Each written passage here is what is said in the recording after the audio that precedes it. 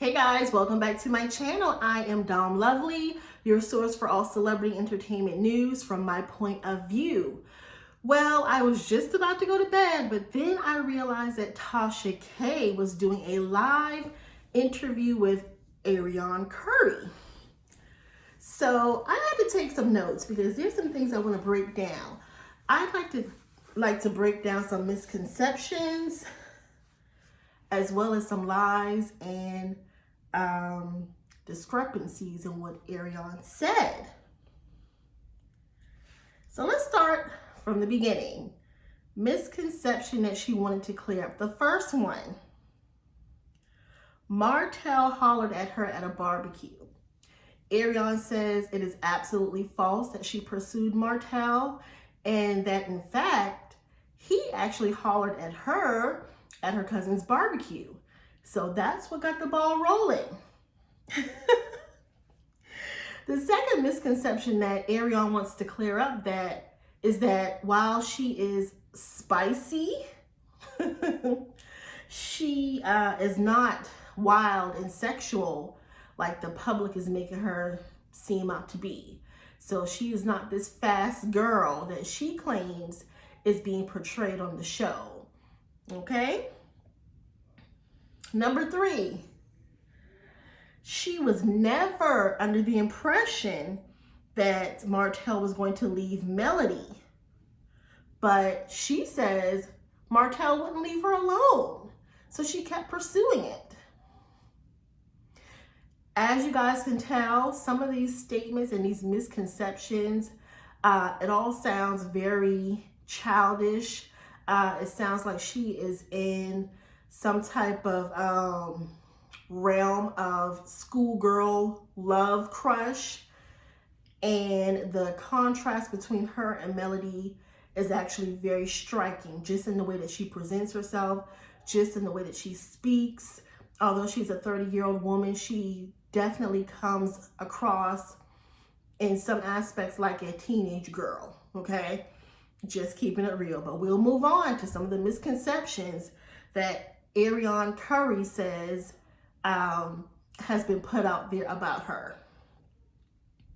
So she says that she's not fast, and in fact, she can count on one hand of how many guys that she has slept with. So she's not a hoe, you guys. That's what she wants you to know. She's not a hoe, okay? Maybe a home wrecker, but she says she's not even that. Because as a matter of fact, she came for Tasha when Tasha was calling her a home wrecker. She said that that home was already wrecked, okay?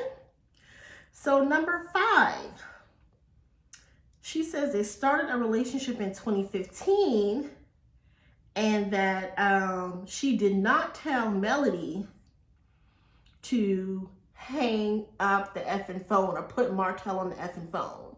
So she wants the public to know that this relationship had been going on for quite some time. And in the reunion, Melody had said that she called her home and told Melody to put Martell on the effing phone. She wants you guys to know that although she told her to put Martell on the phone, she did not drop the F-bomb. Girlfriend, wordplay. Who cares whether you said the F word or not? You still called another woman's house telling her to put her husband on the phone. This is the stuff I'm talking about. It's almost like a young child that you have to bring to some realization, okay?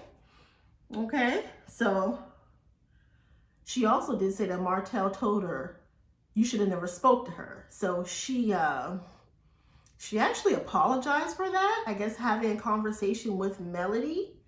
I guess Martell really got in her ass and told her, even though my wife did answer the phone, you shouldn't have said nothing to her.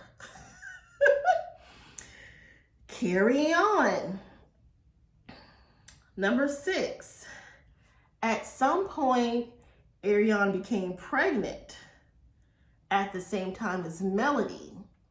However, she terminated the pregnancy.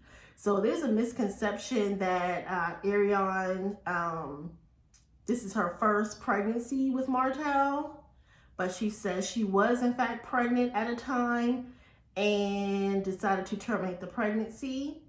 She also goes on to tell us that Martell actually asked her to terminate the pregnancy of the current child that she has right now. But she said, no, I just did that. I'm not doing that again. So she decided to have this child. She also shared with us, and it wasn't clear because, you know, homegirl did a lot of wordplay back and forth. A lot of it wasn't clear, but apparently when she terminated her second pregnancy, Melody was pregnant as well and terminated as well. Very interesting how Martell was moving in these streets, you guys. Number 7, the misconception. During the reunion, they spoke about how the guys got together for a trip and stayed at an Airbnb. Well, Arionne wants us to know that, yeah, there was in fact an Airbnb, and all of those guys who were at the reunion, except for the new couple, they all had them a linebacker with them. Now, I'm from the South, and I know exactly what a linebacker is. So I guess a woman with big stature, big shoulders, a big girl, a heavy-set woman, I guess is what she's calling a linebacker. So she was trying to draw a comparison between these women and their wives, and I guess she was drawing a blank because Kimmy doesn't physically look that way. What's the child name that's married to Marceau? She doesn't look that way. And of course, Melody doesn't have that same stature either. But, you know, she was seeing Martell. But yeah, so all of these guys, she said, had them a side piece. And although she couldn't confirm that they were sleeping in the same room, they were all definitely coupled up. And I tend to believe her. Because why would Martell feel so comfortable having his side chick at the Airbnb with all the fellas if they didn't have them a little something there either? Okay. So, and also Maurice, for whatever reason, during the reunion, act like he had amnesia, like he didn't remember being at the trip. So Arionne confirmed, and again, I do believe her. She confirmed that he had somebody there, all right, and he had him somebody who looks nothing like Kimmy. So very interesting. Actually, the woman looked more like his ex-wife that he has his son with, from what I'm gathering. Okay? So another misconception she said is that, and she repeated this several times, she wants the show and the network to stop using her likeness for ratings and for a storyline. Stop using her likeness. So I guess Arionne is saying, hey, you know, I'm not getting paid. I don't necessarily want my name out there like that. This is not doing anything for my reputation. I want them to stop using my likeness. If I can't film, then stop using me as a storyline. Which, I mean, first season, we talk about it. Okay, fine, whatever. Second season, you know, where are we going with this? Okay. Third season, we still on the storyline? Yeah. We're going to need to see her on the big screen or the small screen. We want to see her on the TV screen. Because, yeah, I mean, after talking about her for 3 years and, you know, she can't film with you all, then I don't know. I can see what she's saying. You know, I need to be broken off too and capitalized just like everybody else. Okay. Additionally, at this point, Tasha's asking her to apologize to Melody. Okay. She wants her to apologize because, you know, take some ownership. You were sleeping with a married man. This caused Melody a lot of pain. And that's the one thing that Arionne says she will not do. She feels that once they allow her to be on the platform to tell her side of the story, then perhaps she can extend an apology to Melody. But until then, Melody gets no apology. I think Melody definitely deserves one. But who I would want the apology most from would be my husband, not, you know, his mistress. Yeah, she deserves an apology. And again, Arionne comes off like a young girl. You know, she does not have the same sophistication that Mel does. I'm sorry. She just does not. Tasha K asked her several times, what were you getting out of it? what was Martell doing for you? And she kind of slid around that, and we'll get into that because that's under my column for lies and discrepancies, because there were several, okay? Now, here is a misconception that she wants us to know, that Martell was not the only one cheating. There's still this ongoing narrative that Melody slept with the attorney. Martell was really trying to drive this point home. I gotta be honest, after Mel said that thing about she can't remember whether she went down on somebody, I started to think, okay, if you can't remember whether you went down on somebody and put your mouth on somebody, could it be true that somebody slipped inside Jamel? I mean, honestly, with everything that was going on, it doesn't seem very far-fetched, because for the longest time, I felt like Martell was just kind of lying because he was tired of people coming for him for the cheating. But Arionne says, hey, she has a reliable source and has spoken to this attorney's fiance that something was going on between he and Mel. Okay, and that's what she says. So yeah, in terms of filming, Arionne says there is a misconception about her wanting to film. She says she does want to clear her name. However, Melody is adamant that if Arionne films, Melody will no longer film, meaning she will no longer be on the show. She said that even Martell has asked him, can he go on a date with Arionne? And the producers have told him no, Melody's not allowing for it. I mean, she's one of the executive producers of the show, so she feels like if Arionne will be filming anything, that her time on the show, I guess, will be over. I don't know if at this point she would pass up the OWN check just because Arionne, films a scene or two.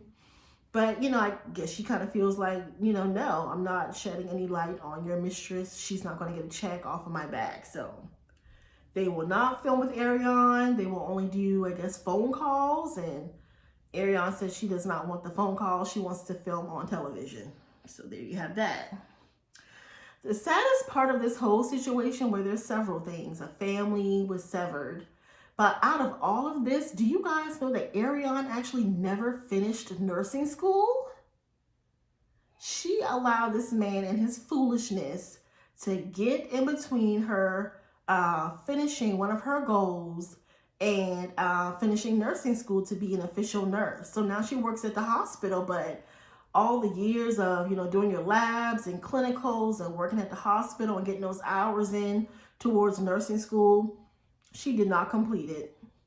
So not only is your name slandered, you've been embarrassed on television, you never even finished nursing school. You know what I'm saying? So it was all for what? Let's get into some of these lies and discrepancies real quick, you guys, and I'm gonna go to bed because this was way too much. Tasha kept trying to get certain things out of her, but her numbers were off. I don't know. She said they hadn't been seeing each other for 9 months before they had sex. Okay.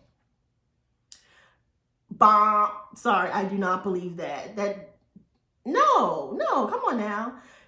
You're trying to say that you guys dated or talked on the phone or whatever. Martell stepped away from his family for 9 months before he had sex with you? No.